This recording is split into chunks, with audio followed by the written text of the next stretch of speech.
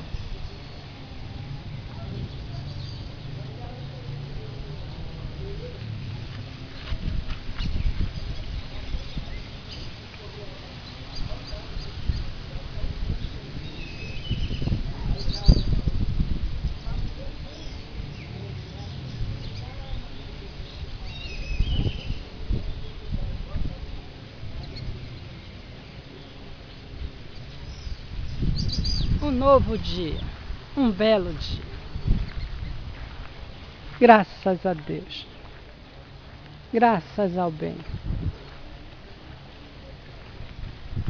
É só nós procurarmos e há muitas coisas boas e belas em todas as partes do Brasil e do mundo para nos sintonizarmos.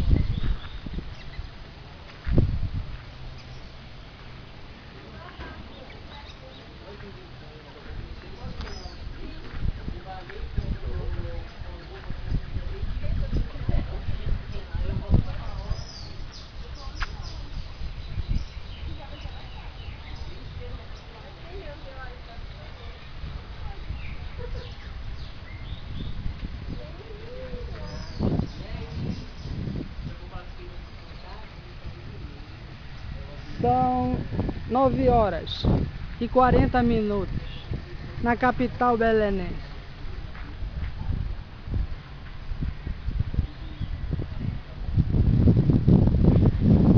Que dia belo! Como o tempo está mudado. Anteriormente, no mês de janeiro, começavam chuvas, quando não torrenciais, não só em Belém, mas na região da Amazônia, chuvas contínuas, que iam até próximo do mês de julho. O belenense já era acostumado a isto.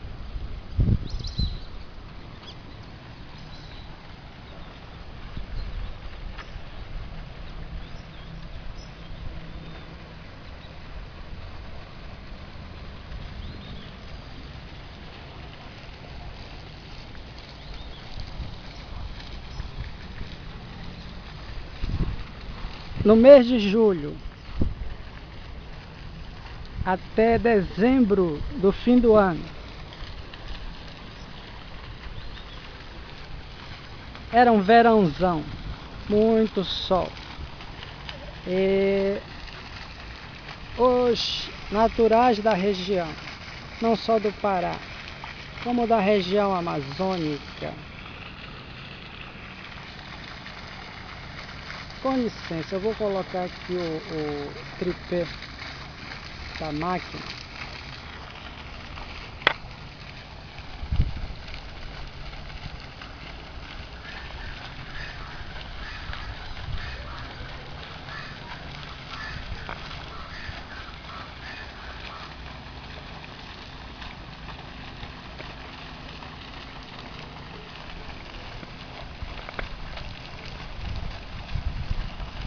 Por longas décadas, acreditaram que na região norte do Brasil havia apenas duas estações: inverno chuvoso e verão.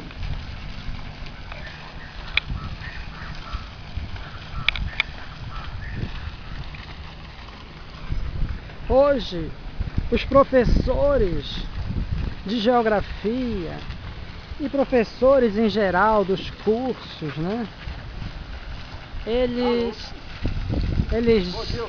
passam para os alunos que aqui não existe inverno, e sim uma estação chuvosa e outra sem chuva. Que esta classificação antiga está completamente errada.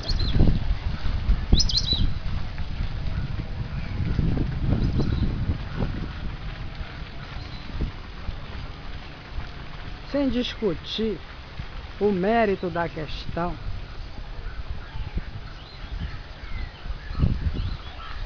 é preciso estar aqui para se vivenciar os progressos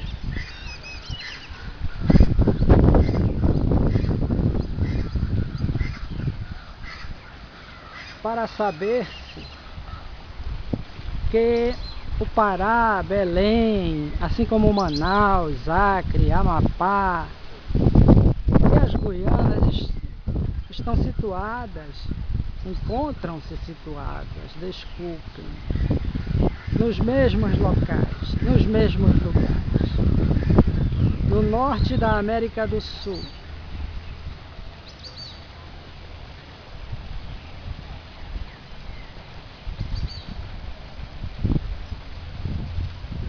Na região amazônica, de clima quente, chuvoso e úmido.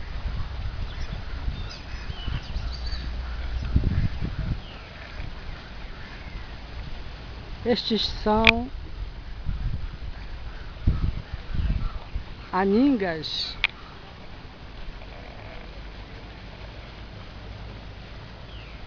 ou guarás. Perdão, eu não tenho bem a certeza. Eu confundo as aningas com os guarás toda vez que venho aqui. É que eu acreditava que fossem aningas. Aí pessoas me falaram que eram guarás. Mais adiante me disseram que eram aningas. E outros dizem que são guarás. E assim nós vamos aprendendo também com o tempo. É um erro meu, mas serve para mostrar, né, como que o povo amazônico, né, principalmente aqueles mais distantes das cidades grandes, do progresso, eles aprendem as coisas da terra. Um bom dia para todos.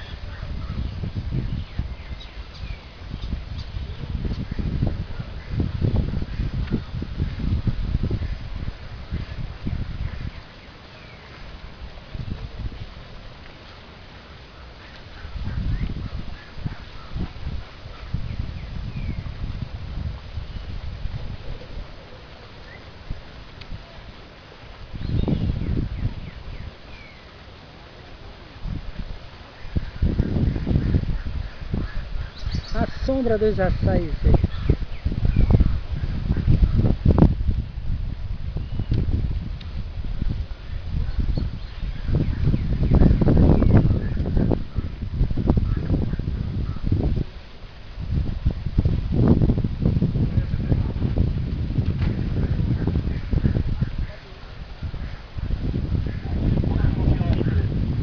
São pássaros que naturalmente não se vê na cidade de Belém.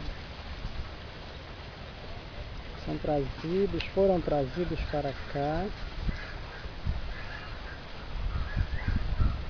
para mais uma opção de estudos e lazer para o cidadão paraense e brasileiro.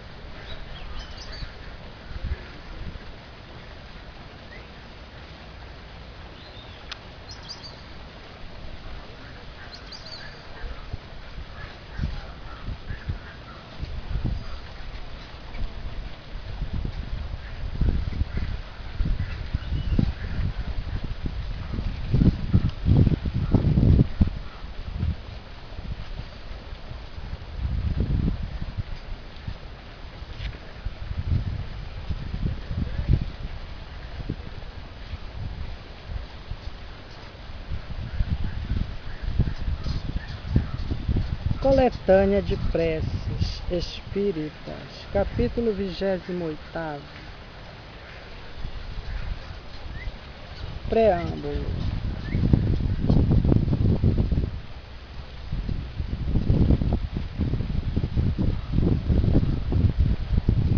Os Espíritos sempre disseram: a forma nada vale, o pensamento é tudo. Ore, pois, cada um, segundo suas convicções e da maneira que mais o toque.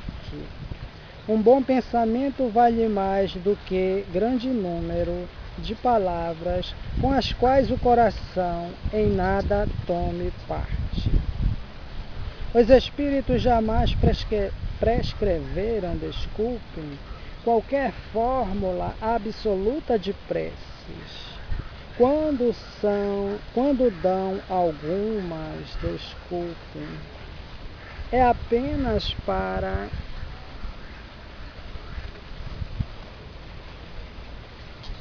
fixar as ideias e, sobretudo, para chamar a atenção sobre certos princípios da doutrina espírita.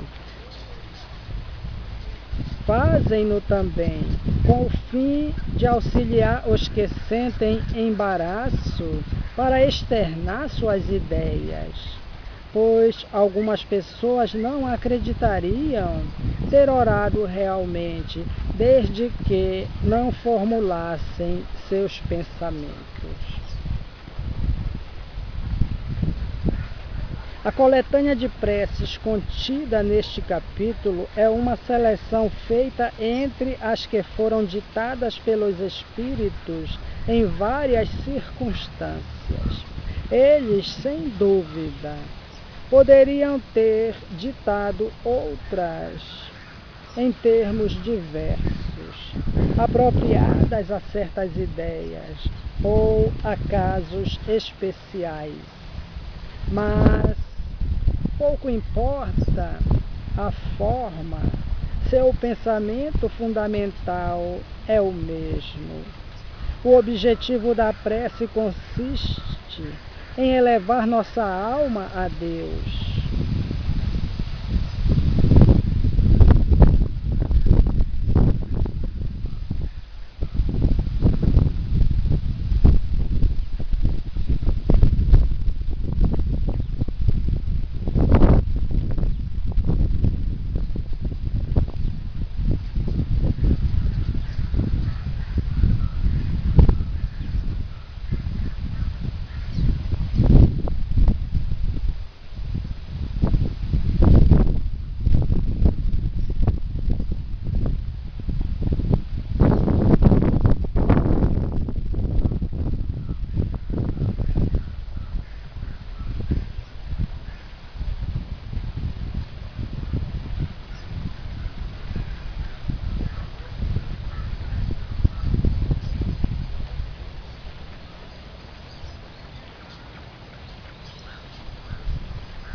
A diversidade das formas não deve estabelecer nenhuma diferença entre os que nele creem, nem, ainda menos, entre os adeptos do Espiritismo, porque Deus as aceita todas, desde que sinceras.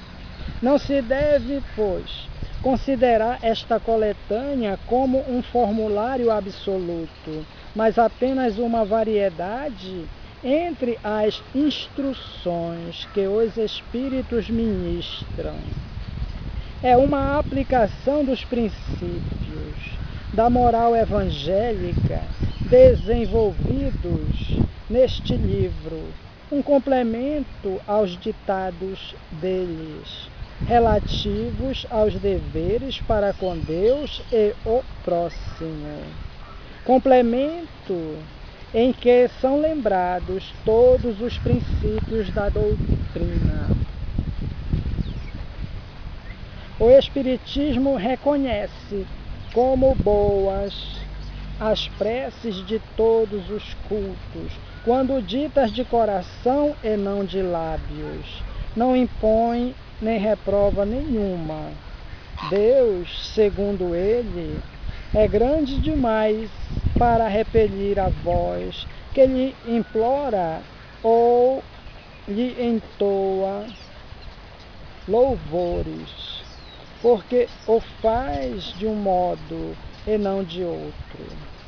Quem quer que lance anátema às preces que não estejam no seu formulário, provará que desconhece a grandeza de Deus. Crer que Deus se atenha a uma fórmula é emprestar-lhe a pequenez e as paixões da humanidade com H maiúsculo.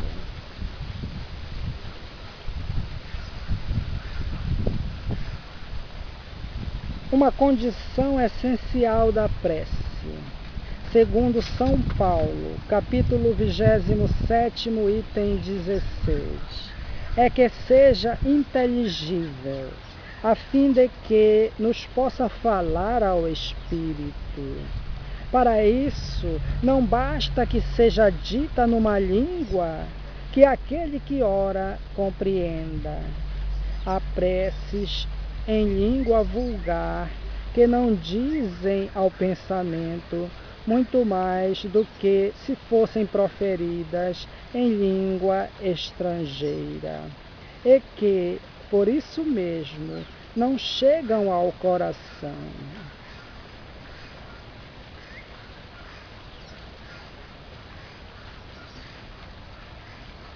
As raras ideias que elas contêm quase sempre ficam abafadas pela superabundância das palavras e pelo misticismo da linguagem.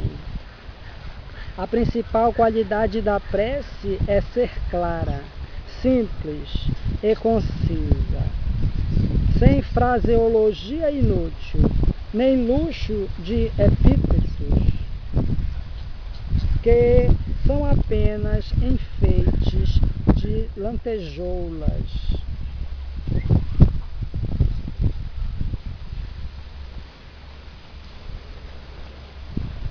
Cada palavra deve ter seu alcance próprio, despertar uma ideia, mover uma fibra. Numa palavra, deve fazer refletir. Somente sob essa condição a prece pode alcançar o seu objetivo. De outro modo, não passa de ruído. Entretanto, notai com que ar distraído e com que volubilidade elas são ditas na maioria dos casos. Vêem-se os lábios a mover-se, mas pela expressão da fisionomia, pelo som mesmo da voz, reconhece-se um ato maquinal, puramente exterior, ao qual a alma se mantém indiferente. As preces contidas nesta coletânea estão divididas em 5 categorias. Primeira, preces gerais. Segunda, preces para si mesmo. Terceira, preces pelos vivos. Quarta, prece pelos mortos. Quinta, preces especiais pelos doentes e obsidiados, com o propósito especial de chamar a atenção sobre o objeto de cada prece e de tornar mais compreensível o seu alcance.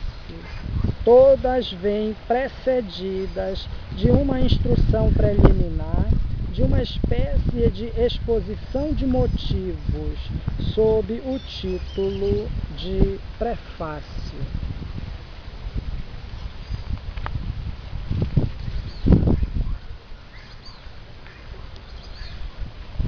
Preces gerais. Oração dominical. Prefácio. Os Espíritos recomendaram que puséssemos a oração dominical no início desta coletânea, não somente como prece, mas também como símbolo.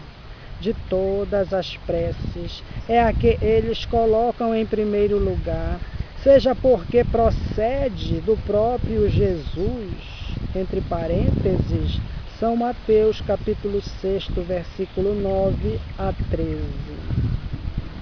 Seja porque pode suprir a todas, conforme os pensamentos que a ela associamos.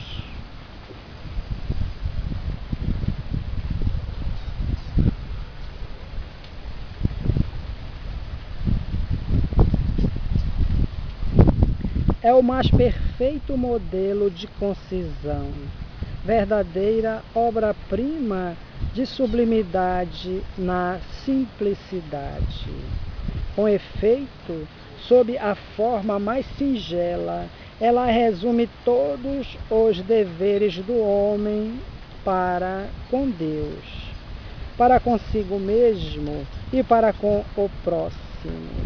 Encerra uma profissão de fé, um ato de adoração e de submissão.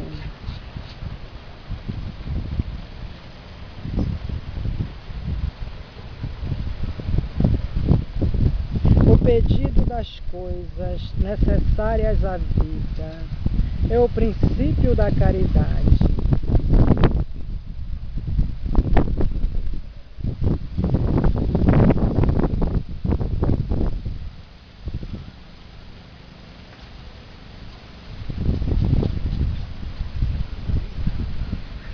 Dizê-la na intenção de uma pessoa é pedir para ela o que se pediria para si mesmo.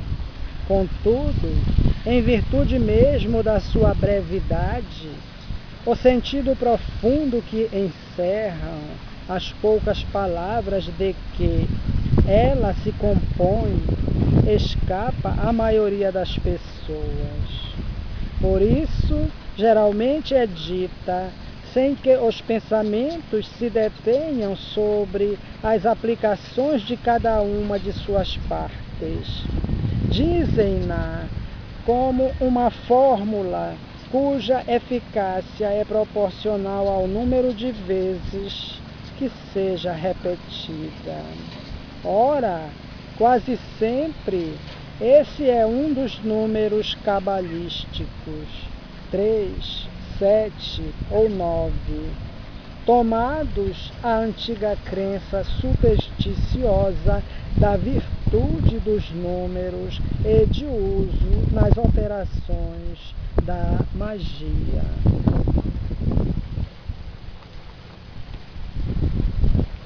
Aconselhado pelos espíritos e com a assistência deles, aditamos um comentário a cada uma das proposições desta prece, que lhes desenvolve o sentido e mostra as aplicações, a fim de preencher o vazio que a sua concisão deixa na mente.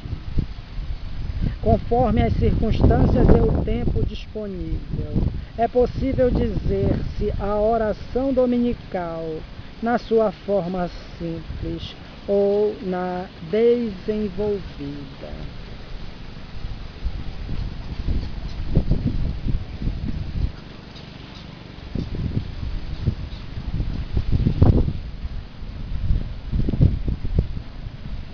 Prece. Primeiro, Pai nosso, que estás no céu, santificado seja o teu nome. Cremos em ti, Senhor, porque tudo revela o teu poder e a tua bondade.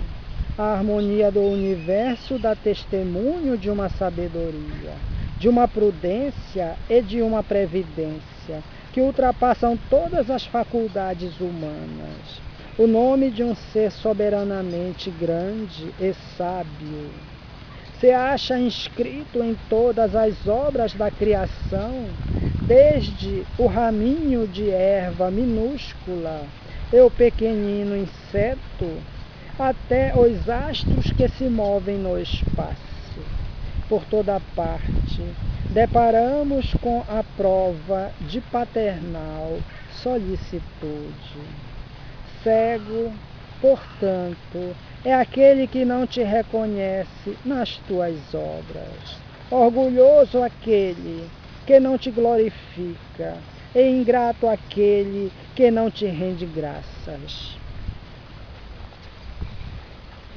Segundo, venha a nós o teu reino. Senhor,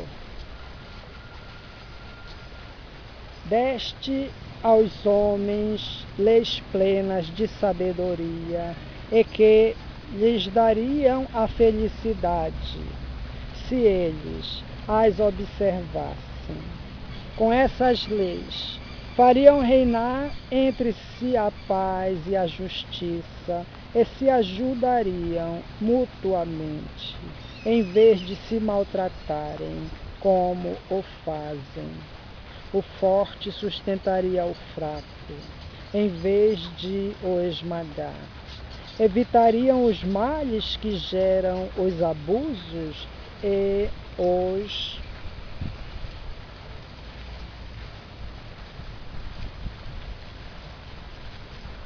excessos de toda ordem.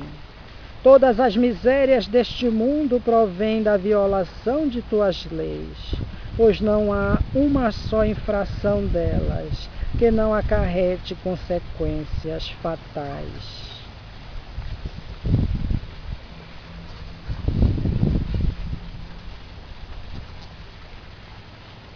Deste ao bruto o instinto, que lhe traça o limite do necessário, e ele maquinalmente se conforma.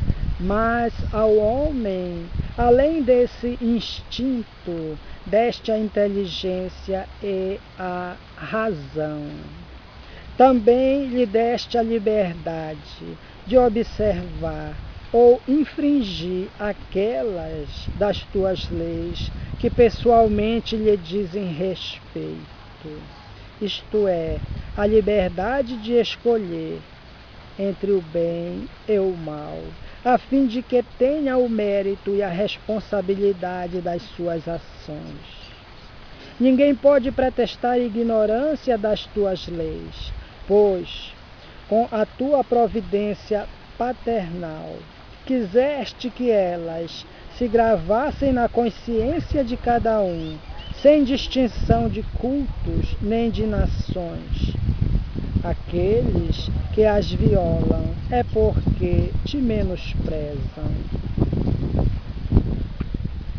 Dia virá em que, segundo a tua promessa, todos as praticarão. A incredulidade, então, terá desaparecido. Todos te reconhecerão por soberano Senhor.